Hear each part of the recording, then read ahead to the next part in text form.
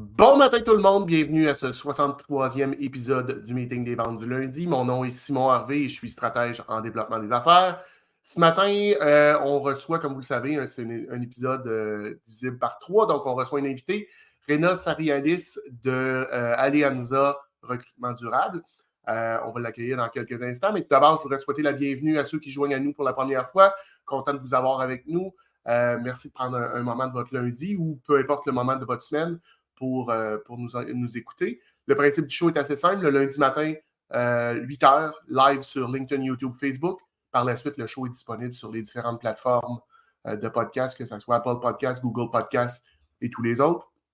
Principe du show, on se rencontre le lundi matin pour discuter de vente, développement des affaires, jaser ensemble, se craquer et connaître une belle semaine en vente et développement des affaires. Donc, sans plus attendre, je vais inviter Rena à se joindre à nous. La voici. Salut Rena. Salut, bon matin. Comment ça va? Ça va bien, toi? Ben, très bien, merci. Merci d'avoir accepté l'invitation de participer au show. J'espère que c'est pas trop tôt pour toi. Là. Lundi matin, 8h comme ça, c'est parfois difficile, mais es-tu une matinale, toi, à la base? Je suis une femme qui est devenue matinale. OK. On accomplit de bien grandes choses quand on se lève de bonne heure le matin.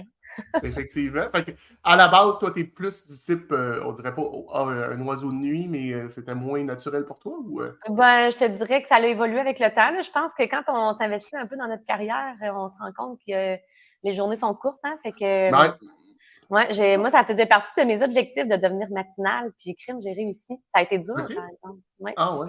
Ben, tu vois, moi, j'ai toujours été matinale. Puis encore aujourd'hui, tu sais, un samedi matin, il me levé à 8h30, j'ai l'impression que ma journée est scrap. Oui, je te comprends. Puis bon, au travers de ça, on a eu les enfants qui font que c'est assez magique, les enfants, pour te faire lever de bonne heure. Ça aide, hein? Ouais, là, on est rendu à l'autre bout. Tu sais, moi, les enfants sont rendus à 17, 18, 19. Donc, ils dorment beaucoup plus tard. C'est assez extraordinaire comment ça peut dormir tard à cet âge-là, mais ils prennent tranquillement leurs heures. On n'est pas là pour parler de mes enfants, on est là pour parler de toi, de Alianza. Si je commençais, te présenter un petit peu, t'es qui, tu viens de où, sans parler nécessairement d'Alianza, on va aller là, mais qui est Rena? Avec plaisir. Tu veux que je commence tout de suite de même? Oui, avec plaisir. Mais d'ailleurs, je trouve ça malade dans ton intro tantôt quand tu as dit qu'on est là pour se craquer le matin, parce que moi, j'adore ça, être craqué. Tu sais, quand on se réveille le lundi, avoir de l'énergie en masse pour accomplir plein de choses. Fait que je trouve ça. Puis je suis ravie d'être ici ce matin pour qu'on se craque ensemble. Merci. Tu vois, moi, c'est la raison. Écoute, je l'ai déjà dit, c'est pas un secret pour personne. Le show est à 8h le lundi matin, c'est pas pour rien. C'est pleinement égoïste. Moi, probablement comme toi, je tripe sur ce que je fais. J'adore être en affaires. Mais le lundi matin, je clutchais pas. C'était assez extraordinaire. Là. Jusqu'à 10h, 10h30, je prenais du café puis je regardais des vidéos de chats sur YouTube. Puis, bon, on est dans le productif. C'est dans la performance, là, les chats, là, quand même. Moi, les vidéos de chats, c'est un peu un fourre-tout pour tout ce qui n'est pas pertinent dans ma business. Puis, j'ai créé ce show-là pour me craquer. Fait que, content que ça puisse te craquer aussi. Mais c'est ça, c'est qui? Rena, tu viens de où? Qu'est-ce que tu as fait? Parle-nous de toi un petit peu. OK. Ben écoute, moi, je viens de Québec. Je viens directement d'ici, puis je suis toujours restée, à part un petit interlude, là, quelques mois, j'étais allée habiter à Montréal dans ma vie, mais sinon, je suis restée ici, puis je suis très bien ici. Ma famille est ici avec moi, puis on est comme un petit cocon solidaire, là, fait qu'on va rester ensemble ici. Puis, qu'est-ce que je pourrais dire? Moi, mon père est d'origine grecque, fait que je suis comme un mélange, dans le fond, grecque et québécoise / canadienne. Là. Ah oui, OK. Fait que j'ai été élevée avec une culture différente un peu, parce que je trouve que les philosophies, puis les visions, puis les valeurs de ma mère fitaient vraiment bien aussi avec la culture grecque, même si elle est québécoise, fait que ça a fait un beau mélange avec mon père. Fait qu'on a été, c'est ça, on a été élevés un petit peu à la Greek style, puis on est vraiment fiers d'être grec, fait qu'on en parle tout le temps, moi puis mon frère. Puis on a passé beaucoup de temps en Grèce, là, depuis qu'on est, beaucoup de temps en Grèce, c'est pas vrai, là, on n'a pas passé notre jeunesse là-bas, mais tu sais, on a eu la chance quand même de voyager très tôt dans notre vie, moi puis mon frère, parce que mes parents, ils nous ont fait découvrir le monde un petit peu. Fait que je recommande à toutes les personnes qui sont en train de nous écouter aujourd'hui d'aller faire un tour en Grèce au moins une fois dans sa vie, parce que c'est un pays extraordinaire. Ma blonde, il va en croisière la 2e d'octobre. OK. Ouais, pas Wow. où, mais bon. Et tu vas pas avec elle? Non, voilà, un voyage de filles avec sa mère Oh! et tout. Mais tu dis les valeurs, tu sais, tu as été élevé Greek style, ça veut dire quoi être élevé Greek style? Ben, tu sais, je pense que chaque pays a un peu sa culture, hein, puis qu'est-ce que je pourrais dire là-dedans? Hein? Il y a vraiment beaucoup de choses, là, mais tu sais, je pense qu'on a été élevés. Hey, c'est une très bonne question. Je te dirais que peut-être que c'est un petit peu plus sévère, peut-être. OK.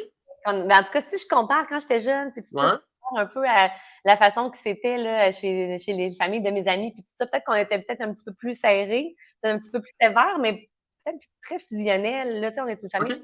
très proche là, encore aujourd'hui.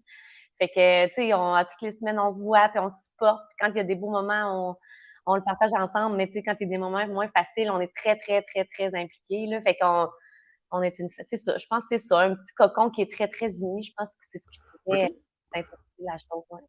Ouais, ben puis, tu sais, c'est des belles valeurs, les valeurs familiales, d'avoir une proximité.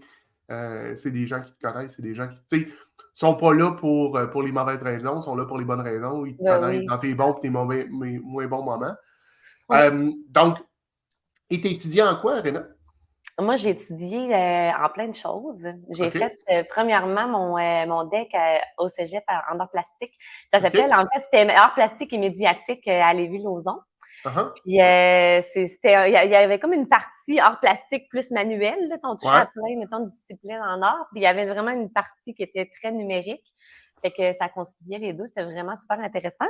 Puis une fois que j'ai gradué là-dedans, j'étais allée faire mon bac en relations industrielles. Mais j'ai fait plein de petits stops avant, là, dans le sens que ça n'a pas nécessairement été facile pour moi de choisir mon orientation professionnelle. Mhm. Ça a été long et ardu. Mais une Ben, fois que tu sais, je te dirais, ce que je vois, c'est souvent la plupart des entrepreneurs, ou en tout cas beaucoup d'entrepreneurs que je croise, puis c'est peut-être le cas avec ceux que tu croises aussi, c'est rarement une ligne droite. Là. C'est souvent un paquet de choses qui fait qu'à un moment donné, on se retrouve à se lancer en entreprise. Ah ouais, tu trouves que c'est un trait commun chez les entrepreneurs? Ah, le parcours, moi je dis souvent le parcours atypique et typiquement entrepreneurial. Ah, c'est C'est, beau ça. ouais, tu sais, parce que moi je me retrouve beaucoup dans ce que tu viens de dire là. Je te l'ai dit en backstage, je suis allé en art plastique aussi au cégep Ouais. pour pas rester chez nous. Toi, qu'est-ce qui t'a amené en art plastique? Ben, écoute, j'ai commencé des études avant ça dans d'autres domaines, là. Fait que, tu sais, OK. ce que je dirais, c'est que j'ai commencé mon cégep dans d'autres choses que les arts plastiques, mais j'étais vraiment là confuse sur qu'est-ce que je voulais faire plus tard. Fait Mhm. que, à travers mes réflexions, mes conversations avec les gens, puis tout ça, à un moment donné, je suis arrivée dans un magasin, là, j'étais allée m'acheter des vêtements, puis c'était un magasin que j'allais souvent. Puis dans ce magasin-là, là, il y avait un vendeur. Puis ce vendeur-là, ben, c'était tout le temps lui qui me servait, puis tout le kit. Puis il y a une journée en particulier que j'ai commencé à jaser avec lui, puis il me dit « Hey Réna, il faut vraiment que je te parle de quelque chose. Je viens juste d'être engagée par Walt Disney. » Puis il dit, OK. dans le fond, j'étais engagée pour être dessinateur, tu sais, pour Mhm. un sujet précis là, dans les développements des jeux vidéo, puis tout ça. Puis là, il m'a tout expliqué cet environnement-là, son univers, puis qu'est-ce qu'il va créer. Puis là, il en parlait avec beaucoup, beaucoup de passion. Puis là, moi, j'ai tout le temps été quand même créative dans la vie. Là, puis depuis que j'ai 6 ans que je fais de la peinture, puis je fais des toiles, là, dans le fond. Puis, Mhm. fait que, tu sais, l'art, puis la créativité, ça l'a toujours fait partie un petit peu de moi, sans même que je m'en rende tellement compte. Là. Puis, ça m'a vraiment stimulé son histoire. Je me suis dit, mon Dieu, Walt Disney, c'est complètement malade. Imagine les projets qu'il va travailler là-dedans. Puis ça m'a vraiment, vraiment donné des idées. Fait que je suis arrivée chez nous le soir, puis j'ai dit, moi, je veux dessiner chez Walt Disney. OK. Fait que c'est un peu pour ça. Fait que j'ai commencé à faire mes recherches. Puis, tu sais, mes parents, dans ce temps-là, ils savaient là, que je me cherchais, mais ils étaient tous oui. Puis, ils ont été là, vraiment, là, en support pour moi, parce que, sérieusement, en tout cas, bref, j'ai changé souvent d'idées, puis tout le kit, mais fait que, ben voilà, fait que j'ai fait mes recherches, puis je me suis rendu compte que pour pouvoir rentrer en communication graphique à l'université, il fallait que je passe par les arts plastiques, mais il y avait certains cours, tu sais, qui étaient vraiment numériques, là, qui étaient comme des prérequis pour rentrer en communication graphique. Fait OK. que c'est un peu ça. C'est pour ça que j'étais allée faire mon cégep en arts plastiques et médiatique à Lévis-Lauzon. OK. Puis là, ça a bifurqué encore après, là, mais en tout cas, bref, c'était mon objectif dans ce moment-là. J'ai tout le temps été une fille qui avait de l'ambition, là. Fait que, tu sais, j'aurais pas voulu autre chose qu'aller à Walt Disney, là, tu comprends? Je voyais Think Big. Go big or go home, comme on dit en anglais. Ça, Là. exactement. Puis, est-ce que tu dirais qu'encore aujourd'hui, dans ce que tu fais avec ta business, avec Alianza, que ton cours en art plastique, que ton deck en art plastique te sert? Mon art plastique, elle me sert plus dans ma vie personnelle, là, dans le sens que je fais encore de la peinture, là, je fais encore des toiles. Là, mais sauf que peut-être que la créativité, je pense que ça a peut-être un lien indirect, peut-être, parce que ma créativité est mise à contribution, c'est clair, parce que dans mon entreprise, la créativité est là au quotidien, puis c'est pas juste de la créativité dans la recherche de solutions. Souvent, dans un travail, quand on parle de créativité, on parle de rechercher de nouvelles solutions ou avoir des idées pour améliorer les choses, mais ça reste, c'est pas créatif visuellement ou quoi que ce soit, là, mais c'est que chez Alianza, dans le fond, j'imagine qu'on va en parler un petit peu plus tard. Mais vas-y. Je veux quand même. OK. Ben, dans le fond, on fait du recrutement. Puis on recrute pour les entreprises. Puis aujourd'hui, recruter pour les entreprises demande de la créativité parce que si on fait pareil comme tout le monde, on va avoir les mêmes résultats que tout le monde. Fait que, puis en plus qu'on est là pour représenter des employeurs qui ont de la difficulté à recruter, quand ils viennent nous voir, là, ils ont essayé. Là. Fait que si on veut réussir quelque chose différemment, ben on n'a pas le choix de faire différemment que les autres. Fait que ça demande d'avoir tout le temps des nouvelles idées, mais pas juste des nouvelles. Tu sais, quand je parle de nouvelles idées, là, c'est dans la manière de s'articuler auprès de nos candidats, ça va être dans la manière de rédiger nos offres d'emploi, ça va être dans la manière de faire rayonner ça sur les réseaux sociaux, développer nos argumentaires. Tu sais, c'est beaucoup marketing. Fait que sans être, mettons, dans la créativité visuelle, il faut quand même qu'on soit dans l'imaginaire, qu'on trouve des... Mais ça reste toujours stratégique, très orienté vers un objectif. Mais quand même, il faut qu'on think outside the box. Là. C'est ça. Fait que, ma réponse, ça serait oui. Mon deck va stimuler le cerveau dans ma créativité. Excuse-moi, je parle. C'est ça. Puis, mais à quelque part, ta créativité, là aussi, tu as créé une entreprise. Parce que Alianza, c'est pas quelque chose, c'est pas une boîte que tu as rachetée, c'est une boîte que tu as démarrée toi-même. Oui, j'allais démarrer moi-même en 2012, exact. OK. C'était quoi le point déclencheur? C'était quoi le fait que tu as dit, hey là, je me lance en entreprise, let's go, puis advienne que pourra. OK, ça me rappelle des souvenirs, hein, c'est hot. Tu sais, après 12 ans, on dirait que la vie, elle passe, hein, puis on s'en rend pas compte. Ça fait déjà 12 ans, puis on dirait que c'était hier. C'est incroyable. Ouais. Mais dans le fond, OK, l'élément déclencheur. Mais premièrement, quand j'étais jeune, genre 8 ans, là, 8-9 ans, moi, quand on me demandait qu'est-ce que je voulais faire dans la vie, je disais que j'étais pour être une femme d'affaires. Ça, c'était clair. Je le disais tout le temps. Puis, j'avais aucune idée en quoi, là, mais je savais que j'étais pour être une femme d'affaires. Peut-être même que j'étais encore trop petite pour savoir c'était quoi une femme d'affaires dans ce temps-là, mais je le disais pareil. Puis, fait que, tu sais, peut-être que ça vient de là, que dans mon inconscient, tu sais, qu'un jour, j'étais pour partir à mon compte, mais tu sais, je viens d'une famille entrepreneur. Mon père est entrepreneur, mon frère est entrepreneur. En 2012, dans ces années-là, mon conjoint, il était aussi entrepreneur, il avait une entreprise. Fait que c'est sûr que de graviter autour de des entrepreneurs, à un moment donné, ça te stimule à le faire, toi aussi. Ça te donne peut-être un peu plus le guts. Puis, je pense que quand tu as 28 ans, tu n'as pas conscience de ce que ça va prendre pour pouvoir monter quelque chose de solide. Fait que, mais l'élément déclencheur, je pense qu'il y a eu plusieurs choses là, qui se sont passées, mais je pense que une des premières choses, c'était ma quête de liberté, je trouvais. Ouais, je trouvais que quand on travaillait dans une entreprise, je trouvais qu'il y avait des gens qui décidaient de notre sort. On n'avait pas complètement le contrôle de qui on était, qu'est-ce qu'on ferait, de la manière qu'on le fait. Même notre vie, les vacances, il faut demander des autorisations, des congés, même l'habillement quasiment, il faut quasiment que tu te fasses dire comment t'habiller. Fait que je pense que ça, moi, j'avais besoin profondément de liberté. Puis, ce que je voulais, moi, à la base, c'était même pas de monter une entreprise avec des employés. Là, je voulais être travailleur autonome, puis je voulais avoir de la liberté, puis je voulais faire juste assez de sous pour pouvoir voyager l'été, mais voyager plusieurs semaines. Puis même, je me souviens, la première année, je m'étais dit, si j'avais parti le 1er février 2012, là, puis je m'étais dit, si mes premiers mois vont bien, je pars 3 semaines en vacances durant l'été. Puis ça s'était tellement bien passé, là, à Alianza, là, ça a starté en claquant des doigts. Puis je suis partie 3 semaines en Espagne cet été-là pour vrai. Puis je me suis dit, crime, ça va marcher, mon affaire de liberté.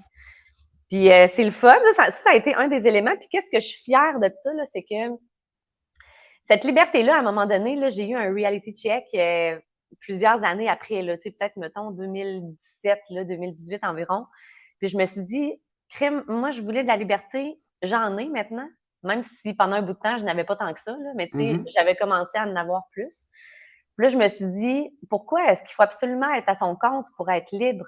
Pourquoi moi, je ne m'organiserais pas pour que mes employés puissent vivre ça, mais OK. en étant employés eux autres, tu sais? Puis, fait que j'ai commencé à mettre en place des choses dans mon organisation pour que mes employés vivent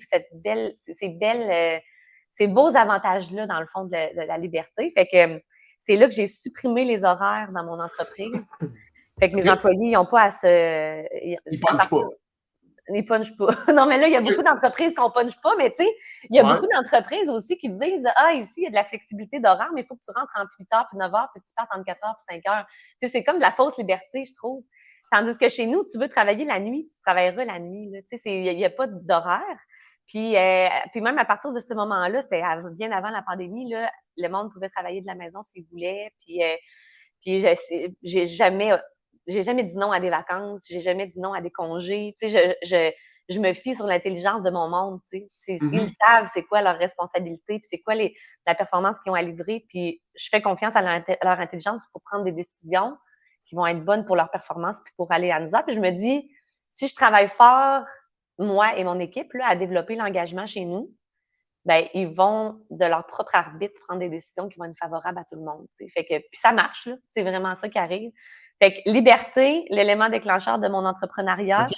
puis là, je l'ai donné à mes employés. Puis j'espère de tout mon cœur qu'ils se sentent comme je me sens. Là. Mais peut-être qu'ils en ont Ben, plus que moi. peut-être. Mais Peut-être. tu sais, c'est pas nécessairement grave, mais c'est intéressant que ça soit. Puis il y a une question qui m'est venue en tête. As-tu un problème avec l'autorité à la base? Es-tu quelqu'un euh, qui a une facilité à remettre les choses en question, à Ben, tu sais, challenger les règles? ouais, je pense pas que j'ai un problème avec l'autorité. Ben, c'est la première fois qu'on me pose cette question-là. Là. C'est pas une question d'entrevue, là. Peut-être. Ouais, c'est vraiment une bonne question, mais tu sais quoi? Peut-être que j'en ai un problème avec l'autorité OK? parce que tu vois, là, moi, je me souviens, là, mon personnel, moi, il rit de moi parce que des fois, je respecte pas tout le temps les petites règles. Là. Tu sais, je vais te donner un exemple. Là, je dis ça en ligne, puis tout le monde va savoir, mais c'est pas grave, je vais le dire pareil. Les règles importantes, je les respecte. Là. N'aie pas peur. Là. Ouais. Mais, tu sais, je donne un exemple. Là, nous autres, à Noël, souvent, là, on a une tradition. Je parle, nous autres, mes employés et moi, là, OK? on loue un chalet, puis là, on va fêter Noël au chalet. Puis moi, j'ai un chien, puis mon chien, c'est bien important qu'il soit là. Tu sais. Je trouve OK? ça full important. Puis quand on magasine notre chalet, tu sais, moi, je dis à mon équipe tout le temps, trouver un chalet que je vais pouvoir amener Jean-Luc. Moi, Jean-Luc, c'est le nom de mon petit chien. OK? Puis des fois, ben, c'est difficile d'avoir un chalet qui accepte les chiens. Là. Puis fait que des Ah! fois, ben, on en achète un et on l'amène pareil. Tu sais. Ou bien, je sais pas, tu sais, dans les places que je me parque, là, tu sais, mettons, quand je parque mon auto à l'épicerie, là, tu sais, je me mets tout le temps des places, j'ai pas le droit d'être. OK? Mais tu sais, c'est-tu relié à un problème d'autorité? Je sais pas, d'étiquette de vitesse, j'en ai, tu sais. OK? Avec des petites règles, là, des fois, je les déroge, c'est vrai. OK, intéressant. Ben, c'était une question comme ça parce que tu as dit, ben, j'étais tanné de me faire dire comment m'habiller, quelle heure Ouais, rentrer. Puis de ce que je connais de ta boîte, vous avez quand même, c'est ça, une belle flexibilité, une belle. Les gens sont libres. Tu l'as dit, puis ouais, j'ai trouvé ça intéressant. Tu embauches des gens qui sont intelligents. Donc, tu fais confiance à leur intelligence pour prendre les bonnes décisions. ouais. Je pense que c'est une. Par contre, ça démontre une belle maturité de ta part de dire, OK, je mets des gens brillants, puis je me casse la tête de trouver du monde brillant. Je les encabanerai pas, je les mettrai pas dans Ouais. un carcan. Mais tu sais quoi? Si je ne prenais pas le temps de me casser la tête pour trouver du monde de qualité, je serais vraiment un cordonnier mal chaussé. Parce que, tu sais, quotidiennement, je dis aux employeurs, tu sais, engagez pas le moins pire, là. Prenez le temps de trouver la bonne personne. Parce que, tu sais, quand on veut recruter durablement, puis c'est ça qu'on fait avec Ouais, Alianza, recruter durablement, c'est vraiment notre mission, là. C'est pas de même qu'on l'articule, mais c'est quand même ça qu'on veut, là, permettre aux employeurs d'engager des gens qui vont rester longtemps. ben, tu sais, tu peux pas aspirer à de la durabilité si tu engages un peu n'importe qui, tu sais. Fait que, tu sais, c'est vrai qu'on est vraiment, là, on passe le monde au peigne fin, puis on sait exactement qu'est-ce qu'on veut, puis je le fais pas toute seule, là, tu sais. J'ai Mylène, ma directrice, qui vient d'ailleurs avec toi dans les Kaizen, là. Ben oui. Ben, Mylène, c'est maintenant elle aussi là, qui recrute à l'interne. Fait que quand il y a un recrutement à faire pour notre équipe, c'est elle qui s'en occupe maintenant. Puis je vais te dire que à Gaulle. Oui.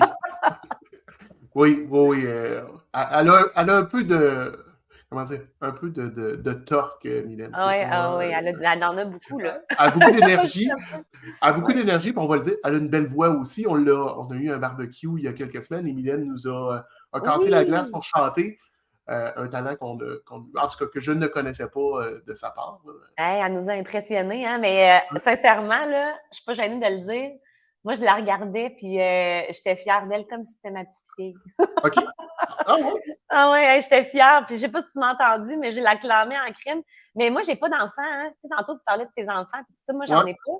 Puis tu sais, c'est quelque chose que j'aurais voulu, là, mais puis je te dirais que mes employés, on dirait que je les sens en dedans de moi, là, tu sais, on dirait que je les file un peu comme mes enfants. Puis, tu sais, je dirais que dans les philosophies de gestion, ce qui est recommandé, c'est pas nécessairement de se sentir comme ça. Il faut comme tu sois un peu plus, peut-être moins un peu émotionnel, mais je les aime. Puis, fait que, voilà, je me sens de même. Puis t'as combien de gens dans ton équipe présentement?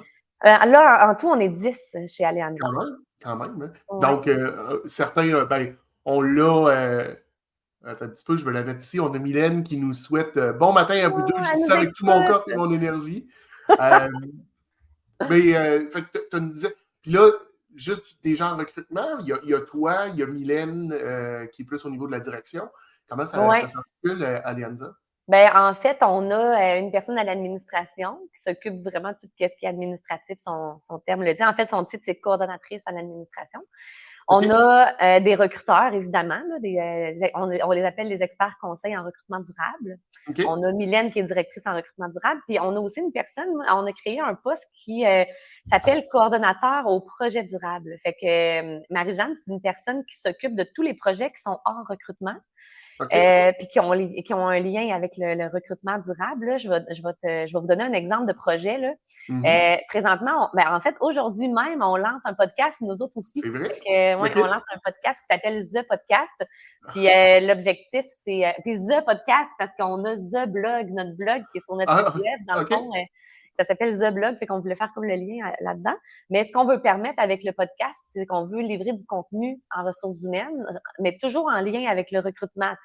Permettre aux employeurs, en fait, de devenir des employeurs qui sont durables. Fait que Mhm. qu'est-ce qu'on fait avant le recrutement, pendant le recrutement, puis après le recrutement pour Oui. s'assurer d'une durabilité? Fait que notre premier épisode, pas notre premier épisode, mais notre première saison, parce qu'on fonctionne par saison, on va parler des plans d'embauche. Fait que, qu'est-ce OK? qu'on fait pour bien planifier nos embauches, pour s'assurer que ça puisse être durable ensuite? Fait qu'en tout cas, bref, tout ça pour dire que Marie-Jeanne, elle s'occupe de coordonner tout ce qui est podcast. On va lancer aussi bientôt une chaîne YouTube. Fait Mhm. qu'encore une fois, c'est elle qui s'occupe de coordonner la chaîne. Moi, elle m'assiste dans les tournages, elle fait le montage, puis elle s'organise aussi pour que tout le contenu soit bien planifié. Puis en tout cas, il y a plein de choses là, qu'elle fait. Puis là, on vient d'acheter, pas d'acheter, mais on vient d'acquérir de nouveaux bureaux. Fait que Ouais. c'est elle qui a coordonné le déménagement. Quand on à toutes les 3 fois par année, on reçoit des conférenciers, encore une fois, qui livrent du contenu pertinent aux employeurs pour permettre aux employeurs de se perfectionner en tant qu'employeurs. Mhm. Puis encore une fois, de devenir de plus en plus durable. Puis c'est elle qui coordonne tout ça, trouver les conférenciers, puis trouver des bonnes salles pour que ce soit de OK? la qualité, Fait- etc. Fait que bref, on a aussi ce poste-là, coordonnateur OK. au C'est projet durable. intéressant parce que, tu sais, Alianza Recrutement Durable, c'est pas, vous faites pas que du recrutement. Puis toi, comme ta business, tu as réalisé, bon, le côté podcast, le côté marketing des médias sociaux, que ce soit YouTube, faire venir des conférences, super intéressant. Donc, si je comprends bien, c'est que tu fais venir un conférencier ou une conférencière sur un sujet, puis tu te dis, ben ça, c'est des questions, c'est des problématiques que j'ai rencontrées auprès de mes clients, puis je veux aider les autres entreprises à mieux se développer. C'est ça? Exactement, exactement. OK? Puis, ça fait déjà, c'est un projet qui roule là, depuis certains temps, là, puis on en a une, la conférence qui s'en vient au mois d'octobre. Puis OK? on va parler en fait de la gestion des émotions qui sont difficiles. Fait que, tu sais, Oh, on va OK. pas se cacher que les émotions au travail, ça amène des enjeux, là. On est des êtres humains, puis on en a plein, puis pense que c'est la base, là, dans le fond, de savoir gérer les émotions difficiles. Fait qu'on vient de la lancer, là, les invitations sont lancées sur notre page LinkedIn, Facebook, sur notre C'est site quand? web. Ça va être en octobre, puis là, j'ai l'air folle, mais crime, j'ai un blanc de mémoire sur le... OK. Ben, Mylène, écris-nous donc dans le chat là, pour nous dire c'est quoi la date. Désolée, tout le monde. Pendant que Mylène fait ça, il y a Luc Lapointe qui nous a fait un commentaire. La confiance est une stratégie qui revient le plus souvent dans les études sur les bonnes pratiques de gestion pour favoriser l'engagement de personnel. Je ne sais pas si tu connais Luc. Luc est un vulgarisateur scientifique. Donc, Luc se spécialise dans les recherches et ça pourrait être quelqu'un d'intéressant pour toi à faire venir. OK, mais je vais te le gars parle bien, s'exprime bien, puis c'est ça. Je veux revenir. Tu parlais des défis. C'est quoi présentement les défis qu'on rencontre le plus en recrutement? Est-ce que tu parles de nos défis à nous ou des défis pour les employeurs présentement? Je te dirais que c'est une question à deux réponses. Vas-y dans le sens que tu souhaites. Ben, je pense qu'on peut avoir les mêmes défis que les employeurs de toute façon, là, dans le sens que, bon, ben là, tu sais, on le sait, là, on entend aux nouvelles depuis des années qu'on est en pénurie de main-d'œuvre. Fait que c'est un des plus grands défis pour les entreprises présentement, c'est ça. Là. Il y a plusieurs années, les employeurs devaient se soucier de comment on va faire pour avoir de nouveaux clients, comment on va faire pour vendre. Puis là, on se questionnait, puis on trouvait des stratégies pour nos ventes. Puis, je dirais qu'aujourd'hui, ben, les ventes, ça reste un enjeu quand même. C'est important. Il faut qu'on trouve des clients, puis il faut qu'on fasse valoir nos expertises. Mais sans employés, comment tu veux qu'on livre la marchandise? Fait que, puis je pense que c'est encore plus difficile aujourd'hui de trouver des employés que de trouver des clients. Fait que, en tout cas, dans notre domaine, c'est le même quand même. Puis, fait que je pense que c'est un gros enjeu là, sur le marché, là, trouver des employés, mais trouver des bons employés. Parce que, tu sais, il n'y a pas de mauvaises personnes, il n'y a pas de mauvais employeurs, mais il y a des mauvais matchs.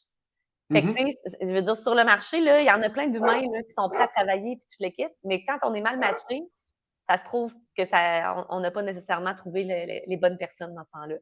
Fait que je pense que ça, c'est un gros enjeu. Puis ce qui est plate, c'est que vu qu'il y en a une pénurie, puis que c'est difficile pour les employeurs, puis que le travail s'accumule, puis il y a du retard qui se crée à cause de ça, quand c'est le temps d'engager quelqu'un, des fois, il est peut-être engagé un peu à la va-vite. Là. Puis c'est ça qui met à risque un employeur un petit peu. Fait que je pense que je le dis haut et fort, puis je le dirai toujours, il faut prendre le temps de se questionner sur ce qu'on a besoin, pas juste en termes de compétences techniques, là, mais en termes de personnalité, puis de vision, de valeur, de comportement, puis de se donner la chance d'avoir accès à ces personnes-là. Puis je le dis encore haut et fort, de la main-d'œuvre, là, il y en a une pénurie, là, mais il y en aura toujours. Là. Il y a toujours moyen de combler ces postes, mais soyez plus patients. Là. Avant, c'était facile, là, on levait la main, puis il y avait comme 150 personnes. Mais là, j'exagère avec le 150, mais on recevait des piles de CV, puis on faisait un choix là-dedans, c'était beaucoup plus facile. Aujourd'hui, c'est plus difficile, mais cette pile-là, à place d'être là tout en même temps, elle est là à travers le temps. Fait que donnez-vous le temps de rencontrer plusieurs personnes puis de vous faire un choix. Là. Ça, c'est un gros enjeu, puis il ne faut pas non plus contribuer à cet enjeu-là en engageant n'importe qui. Ben, moi, je trouve que des fois, en engageant un peu n'importe qui, c'est qu'on se crée nous-mêmes des problèmes. Fait que tu engages quelqu'un, tu engages un peu n'importe qui, tu te remets un peu au hasard pour savoir si ça va générer un résultat intéressant. Puis là, ben, si tu es chanceux, donc la minorité du temps, ça donne exactement ce que tu veux ou presque. Puis la majorité du temps, ben, ça génère une erreur d'embauche.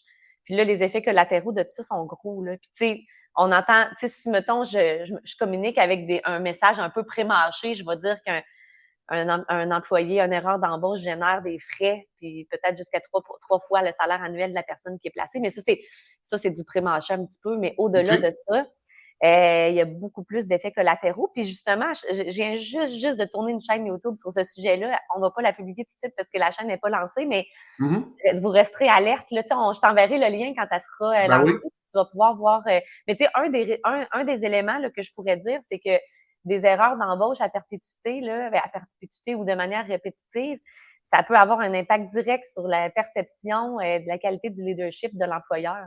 Fait que les employés, tranquillement, ils peuvent commencer à perdent un peu une vision de crédibilité des décisions de l'employeur. Puis des employés qui ne voient plus de la crédibilité dans l'employeur, c'est des employés qui ne peuvent pas se sentir en sécurité dans l'entreprise. Fait que c'est des employés qui peuvent peut-être être un peu moins durables. C'est un petit exemple. Là, Non, mais il y a une chaîne. Tu embauches quelqu'un, c'est pas la bonne personne. Ça peut arriver à tout le monde. Tu remplaces cette personne-là, c'est encore le 3 prises, you're out. Là. Fait que tu embauches une personne, ça fait pas la troisième personne. Tu as des employés qui vont commencer à dire voyons, donc, qu'est-ce qui se passe? Pourquoi on se ramasse juste à gratter les fonds de tiroir, si on veut? Là. Ouais. On ramasse pas des candidats. Vas-y. Exact. C'est facile aussi de mettre ça, comment je pourrais dire ça? L'employeur est tout le temps visé un peu. Hein? L'employeur, il est souvent le coupable aux yeux des employés. Hein? Il est critiqué facilement. Fait que, même si c'est pas lui le coupable, parce que des fois, ça peut être une erreur d'embauche, une réelle erreur, quelque chose qu'on n'a pas pu voir venir ou quoi que ce soit. Des fois, ça peut être vraiment l'employeur qui engage un peu trop facilement. Puis quand c'est un mélange de plein de facteurs, mais le résultat final, c'est tout de même des erreurs d'embauche, les employés peuvent facilement venir critiquer l'employeur. Fait que, il faut faire attention quand même à ces perceptions-là parce que des employés qui ne sont pas fiers de leur employeur, ça finit par faire des employés qui ne sont pas engagés. Puis là, je vais ramener ça, moi, de mon côté de la clôture. Je dis, dans une entreprise, tous les employés doivent être des vendeurs. Tu n'as pas nécessairement besoin de vendre le produit, le service, mais au moins de vendre l'entreprise et de créer de l'intérêt. Mais si tu es désengagé, c'est pas vrai, là. Je veux dire, fait que tu viens de perdre une partie de ta force de vente aussi. Ben oui, puis je trouve ça génial qu'est-ce que tu dis parce que on fait beaucoup le lien entre l'expérience client, l'expérience employé. En ressources humaines, on entend beaucoup parler de ça. Ouais. Puis, pendant beaucoup, beaucoup d'années, en fait, encore maintenant, aujourd'hui, là, on se questionne tout le temps sur quel parcours d'achat on va faire vivre à nos clients, puis quelle expérience on va lui faire vivre, puis comment on va les fidéliser, puis comment on va attirer les clients, puis comment on va réussir à leur faire parler de nous après, puis tout ça. Puis c'est un peu la même chose pour les employés. Maintenant, il faut qu'on réussisse à trouver des moyens pour les attirer, pour les fidéliser, puis pour les rendre fiers, puis leur faire aimer le parcours employé, puis ensuite qu'ils parlent de nous en bien. Fait que l'expérience, elle se poursuit après l'embauche aussi. Fait que puis même après l'emploi. Fait que un employé qui quitte l'organisation ou qui est congédié, nécessairement va parler de nous encore après. Là. Fait que, moi, je dirais, chers employeurs, organisez-vous pour que vos relations professionnelles se terminent bien. Ouais. Parce que ces employés-là, ils vont en parler après, puis des employés qui sont insatisfaits vont en parler bien plus qu'un employé satisfait, comme un client insatisfait qui va parler plus qu'un client satisfait. C'est ça. Puis, tu sais, de ce que je connais de ton domaine du recrutement, ça ressemble beaucoup à ce que je fais. Je veux dire, c'est de la vente, mais toi, en plus, tu dois vendre 2 fois. Si je ne me trompe pas, parce que tu dois vendre tes services à un employeur ou à un client qui veut embaucher. Ouais. Puis, compte tenu de la situation actuelle, tu dois vendre le poste à un candidat aussi. Exact. Mais tu vois, moi, dans mon organisation, chez Alianza, c'est moi qui le vends aux clients. Puis nos recruteurs, c'est eux qui vendent aux candidats. Fait que, mais oui, il y a effectivement c'est effectivement un rôle qui s'assimile beaucoup à un rôle de vente. Là. Il y a beaucoup de philosophie de vente qui s'applique au monde du recrutement. Fait que, moi, je travaille à essayer de leur enseigner ces philosophies de vente-là pour que ça s'applique au recrutement, mais c'est pas une application directe. Là. Il faut quand même qu'on modifie un peu l'approche pour que ça se prête au recrutement. Mais c'est clair. Puis, je dis tout le temps, vendre un frigidaire à un Esquimau, c'était un peu ça que la vieille vente voulait, les anciens vendeurs. Puis, ça a évolué, la vente. Maintenant, c'est de répondre à un réel besoin. Puis, on est là pour conseiller, puis amener... avoir un besoin qui est mutuel, dans le fond. Mais je dirais que le recrutement durable, moi, je le vois de la même manière. Parce que si on fait juste vendre un frigidaire à un Esquimau, c'est-à-dire un poste qui ne correspond pas pantoute à l'employé, dans le fond, on va mal le placer, puis il ne restera pas. Puis nous autres, on va avoir l'air de des menteurs. Tu vas y vendre une fois. T'sais. Moi, la semaine dernière, j'étais dans une entreprise, je faisais une formation, puis ma question a été, est-ce que quelqu'un qui vend, comme tu as dit, vendre un frigidaire à un Esquimau, on dit c'est un bon vendeur est capable de vendre un frigidaire à un Esquimau. Est-ce que c'est le cas? Puis là, oui, non. Pour moi, là, c'est pas... Tu n'as pas écouté ton client. tu n'as pas vendu la bonne chose au bon. Tu sais, il n'y en avait pas de besoin, tu y as vendu. Tu y as créé un besoin. Et c'est ce qui, dans mon domaine, est dommageable. La réputation du vendeur est pas bonne parce que tu en as eu beaucoup des comme ça. Oui, je suis d'accord avec toi. Puis c'est pour ça qu'il faut pas. Je pense qu'aujourd'hui, il faut déconstruire ça, là, ce genre de mauvaise réputation des vendeurs. Parce que moi, je suis une vendeuse, mais je vends bien. Parce que moi, Oui. toi aussi, dans le fond, on est des vendeurs, mais quand ton intention est de catcher le besoin du client ou du candidat, hein, tu vois, là, il y a un parallèle vraiment à Exact. faire.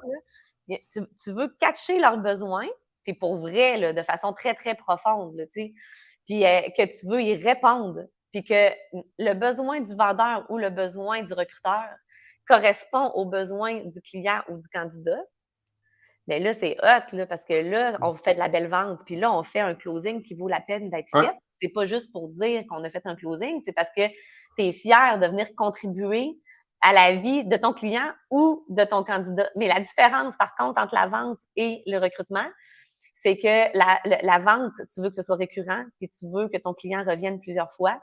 Ton candidat, tu veux pas qu'il revienne. Tu veux Tu pas. veux qu'il reste Par là pour contre, toujours. Par contre, ce que tu veux, si je ne me trompe pas, c'est que l'entreprise pour laquelle tu as fait du recrutement connaisse la croissance, puis se tourne vers toi pour remplir ses prochains postes. Fait qu'il y a encore de la revente que tu as à faire. Pas Ouais. nécessairement. Dans un monde idéal, le candidat, tu l'as placé là, puis il fait un bon bout. Mais... Ben, tu sais, supposons, là, ça, c'est très important comme sujet parce qu'il ne faudrait pas confondre, là.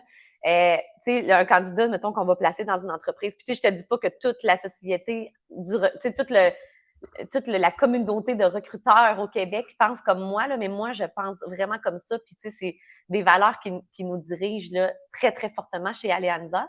C'est que quand on a un candidat, mettons, qu'on place dans une organisation, bon, là, je me répète, mais on a ciblé le besoin, puis on ne l'envoie pas là Ouais. pour rien. On l'envoie là parce qu'on le sait que ça va fitter, puis qu'on est sur la même longueur d'onde, puis que les besoins de l'employeur et de l'employé sont rencontrés, puis que ça risque de durer très longtemps. Si l'employé après l'avoir placé, nous contacte, après un certain temps, pour nous dire ah, ben finalement, j'aimerais ça changer d'emploi, tu veux-tu me placer ailleurs? Malheureusement, il y a un conflit d'intérêt, là. Fait qu'on peut pas faire ça. On va pas nuire à la main qui nous nourrit, là, on s'entend. Fait que ça, c'est important. Mais supposons qu'on le place chez notre client, puis que là, suite à quelques années, ce candidat-là va travailler ailleurs. Puis là, il travaille là quelques temps, quelques années. Puis Puis là, vous après, il revenez. décide de revenir nous voir, là, ça va nous faire plaisir, là, mais on n'ira jamais le chercher chez nos clients. Ça s'est déjà fait, Pas, ça, dans les recrutements. ouais, d'aller chasser, là, je veux dire. Mais là, tu vois, moi, je parle de vendre de façon éthique, tu n'es complètement pas là. Si tu fais ça, je veux dire, tu tires partout, puis tu es là pour faire une pièce rapidement, mais tu n'es pas là pour bâtir de la relation. Puis, tu sais, le côté durable, parce que de ce que j'entends, tu sais, Alianza recrutement durable, c'est pas juste des beaux mots que tu as mis ensemble pour Non, sonner, non. à la mode, mais tu le crois vraiment. Là. Hey, mais tu vois, là, ben oui, je le crois vraiment parce que moi, en 2012, quand j'ai démarré Alianza, il fallait que je trouve, quand tu crées le nom de ton entreprise, puis c'est pas un nom qui est en français, tu es obligé de Ouais, mettre des mots français là, dans le nom. Puis Alianza, c'est italien, fait que ça veut dire ça veut dire alliance quoi? d'ailleurs. Ça OK, veut dire alliance. d'accord. Ouais. Puis, dans le fond, effectivement, il fallait que je trouve des mots français, qui avaient un lien là, avec mon domaine, puis tout ça pour venir complémenter le nom de mon entreprise. Fait que mon incorporation, c'est Alianza Recrutement Rétention Incorporée. Fait que c'est pas très OK. beau, là, mais il fallait que je le mette, là. J'avais pas le Ouais. choix. Fait que, puis dans ce temps-là, on parlait de rétention parce que c'était ça le mot en ressources humaines, là, quand on parle de longévité d'un employé dans les entreprises.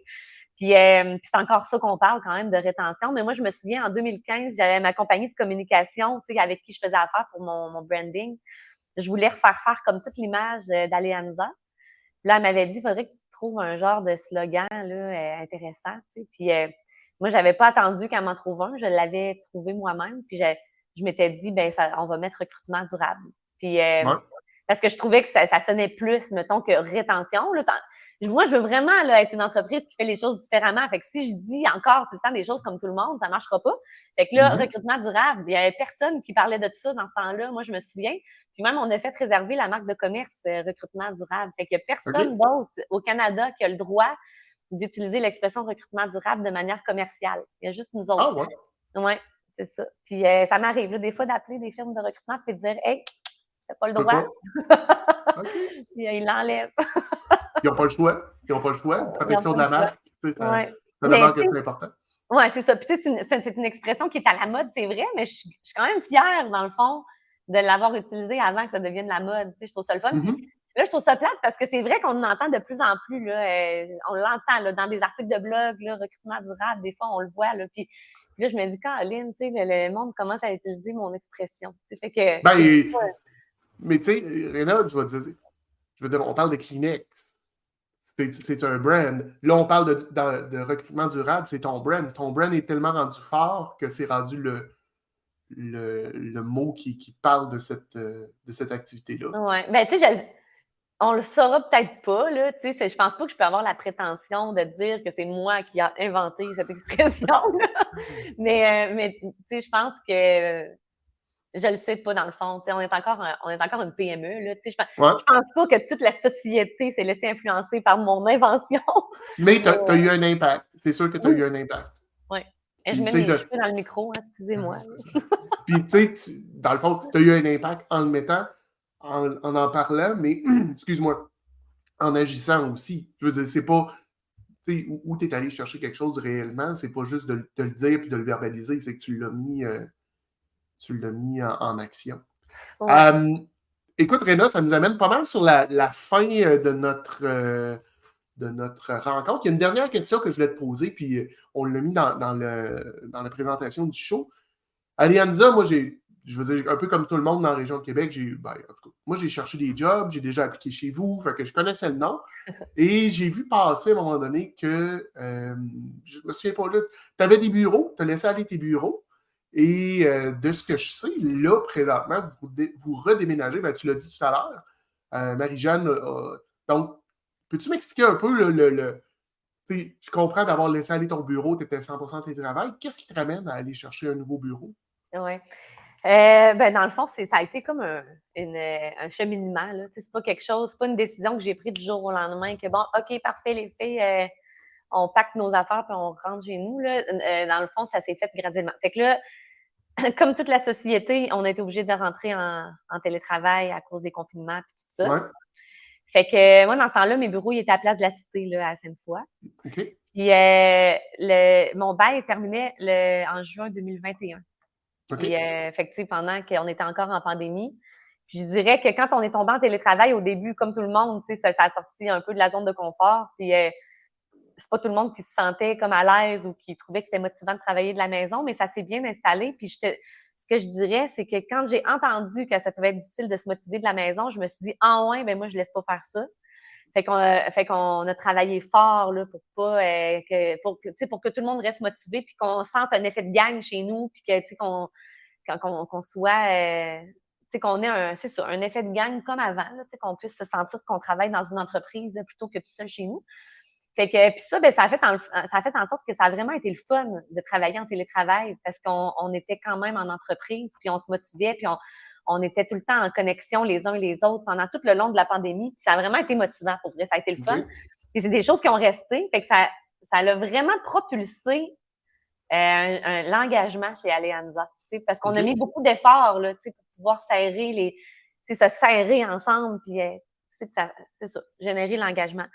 Puis fait que ça l'a vraiment, on dirait, rapproché les liens encore plus que ce qui était avant. Puis je te dirais qu'avant aussi, là, il y avait un bon engagement chez Alianza.